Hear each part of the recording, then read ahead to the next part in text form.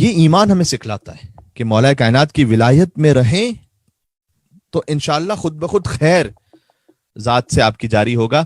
اور اگر کوئی گناہ کر بھی لے، امام سے پوچھا گیا بظاہر ساتویں امام سے کہ اے مولا آپ کا چاہنے والا ہے گناہ کر لیتا ہے، کیا ہم اس پہ تبرہ کریں؟ امام نے کہا نہیں، تبرہ نہ کرو اس پر. اس کا عمل، بہت خوبصورت تعبیر ہے، مولا نے کہا اس کا عمل غلط ہے، اس کی ذات پاک ہے، چونکہ ہماری ولایت کے نور کو مانتا ہے.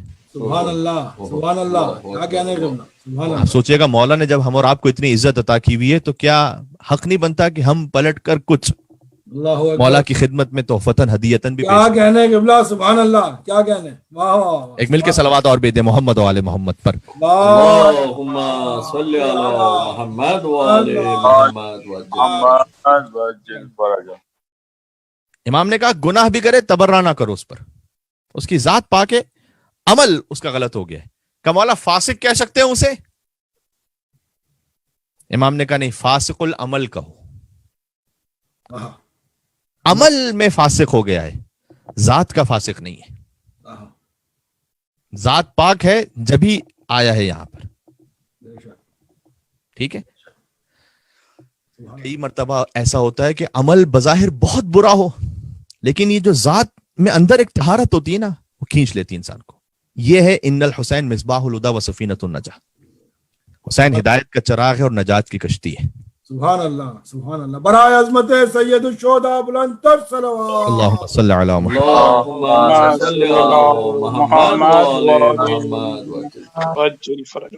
ایک آغا سید مہدی قوام تھے. میں چھوٹے چھوٹے واقعات اس لیے سناتا ہوں کہ اس سے ہمیں بڑی ہدایت ملتی ہے، اور عام انسانوں کے واقعات ہوتے ہیں، یعنی علماء ہوتے ہیں لیکن بہرحال غیر معصوم ہیں. ہمارے ہی زمانے سے کچھ پہلے ہمارے زمانے کے افراد سے موٹیویشن ملتی ہے کہ جب وہ کر سکتے تو میں کیوں نہیں. آغا سید مہدی قوام تہران کے ایک عالم دین تھے، بہت پاک دل کے. عشرہ محرم سے خطاب کر رہے تھے تہران میں. یہ بات ہے کافی پہلے کی، اللہ جانے کہ انقلاب سے پہلے کی بات ہے یا بات کی، لیکن اگر بات کی بھی تو فوراً امیڈیٹ بات کی بات ہے کہ جس میں تہران میں ابھی تک پرانا ایک ماحول کچھ علاقوں میں موجود تھا. تو وہ عشرہ محرم سے خطاب کر رہے تھے اور شام غریبہ کی مجلس ہوئی تو جو منتظمین تھے وہ آئے ان کے پاس اور آ کر بہرحال عشرہ مجلس کا ہدیہ پیش کیا، اور انہوں نے کہا کہ جتنا ہم سے ہو سکتا تھا ہم نے آپ کی خدمت میں یہ پیش کیا ہے. اور وہ انہوں نے اسے کھولا بھی نہیں اس لفافے کو، بس چلے وہ. تو ان کے ساتھ ایک شخص تھا، کہتے ہیں میں جا رہا تھا ان کے ساتھ تو کوچے لالے زار سے گزرے. اب یہ جو قدیمی تہران ہے اس میں کوچے لالہ زار جو ہے وہ اس کی جو شناخت تھی وہ بہت اچھی نہیں تھی. اس میں کیفیز تھے، اس میں کلبز تھے، اس میں مختلف گناہوں کے مراکز تھے. تو کہتے ہیں کہ ہم وہاں سے گزر رہے تھے، رات کا وقت تھا. تو ایک خاتون تھی اور بہت ہی نامناسب لباس میں سڑک کے کونے پہ کھڑی ہوئی تھی، اور سب کو معلوم تھا کہ یہ کیوں کھڑی ہوئی ہے یہاں پر. تو سید مہدی قوام وہ کہتے ہیں ان کے ساتھ جو شخص تھا اس سے کہ وہ اس طرف سڑک پہ جو خاتون کھڑی ہوئی ہے اس کو بلانا ذرا میرے پاس. تو کہنا سید کو کام ہے ایک آپ سے. میں نے کہا کہ قبلہ آپ علامہ ہیں، آپ کے سر پر امامہ ہے، وہ خاتون جو کھڑی ہوئی ہے آپ جانتے ہیں کہ وہ کس مقصد سے کس نیت سے کھڑی ہوئی ہے، لباس انتہائی نامناسب ہے. تو سید مہدی قوام کہتے ہیں کہ میں کہہ رہا ہوں نا بلاؤ اسے کہو کہ سید کو کام ہے آپ سے. تو وہ گیا، اس نے خاتون سے کہا کہ وہ جو سامنے سید موجود ہیں اسے کام ہے آپ سے ایک. وہ خاتون آئی، اس نے بھی آ کر جب قریب پہنچی دیکھا کہ امامہ ابا قبا میں ایک عالم موجود ہیں. کہا آپ نے مجھے بلایا ہے؟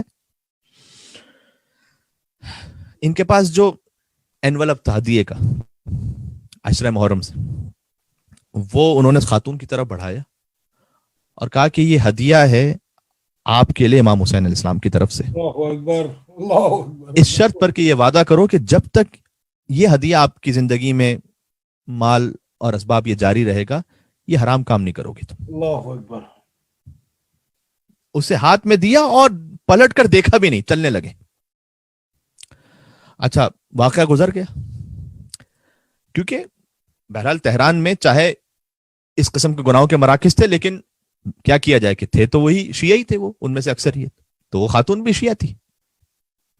اب فاسق العمل ہے.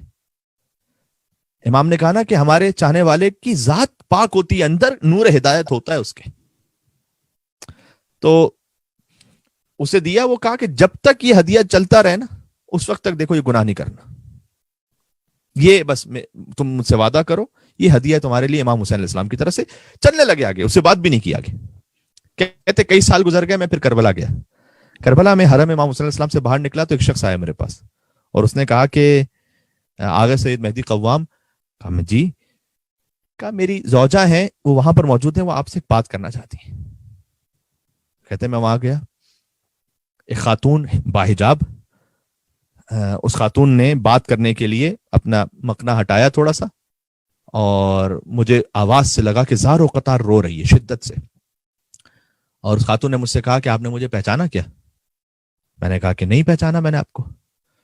کہ یاد ہے چند سال پہلے آپ تہران کی فلاں سڑک سے گزر رہے تھے اور آپ نے مجھے قریب بلایا تھا، میرا لباس بہت نامناسب تھا اور آپ نے میرے ہاتھ میں ایک انویلپ رکھا تھا اور کہا تھا یہ ہدیہ ہے تمہارے لیے امام حسین علیہ السلام کی طرف سے.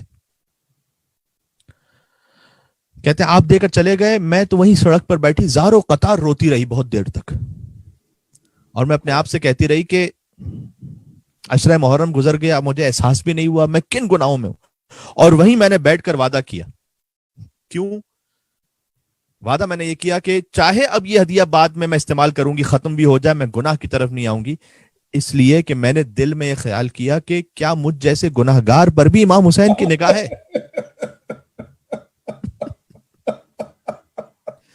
وہ اچھوں کی طرف تو دیکھتے ہی ہیں کہ ہم جیسے گناہگاروں کی طرف بھی دیکھتے ہیں امام. اللہ اکبر. کیا وہ ہم جیسوں سے بھی محبت کرتے ہیں؟ تو انہوں نے اتنی نگاہ کرم رکھی ہے مجھ پر.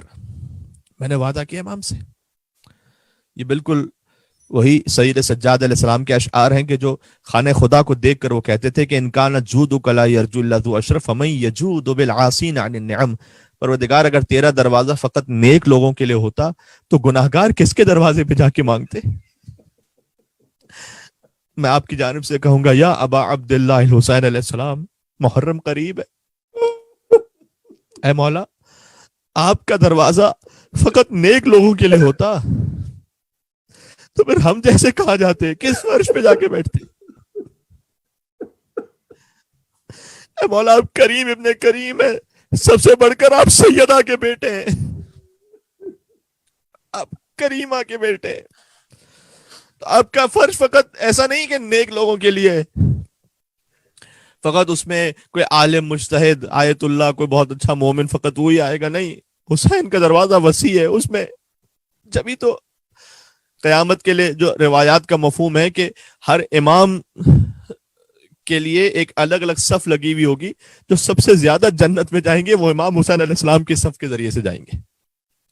اس لیے کہ اس میں گناہگار بھی ہوں گے، اس میں بہت سے ایسے لوگ بھی ہوں گے جن کی زندگی ویسے ٹھیک نہیں تھی لیکن امام حسین کے نام سے جڑے ہوئے تھے. امام حسین نے انہیں روک کے رکھا ہوا تھا. تو اس خاتون نے آقا سید مہدی قوام سے کہا میں قیامت تک کے لیے آپ کی بھی احسان مند ہوں. کیوں؟ دیکھیں جو آپ کو راہ امام حسین علیہ السلام دکھلائے اس نے سب سے بڑا احسان کیا نا پر، کہ میں قیامت تک آپ کی بھی احسان مند ہوں کہ آپ نے میرا ہاتھ امام حسین علیہ السلام کے ہاتھ میں دیا ہے.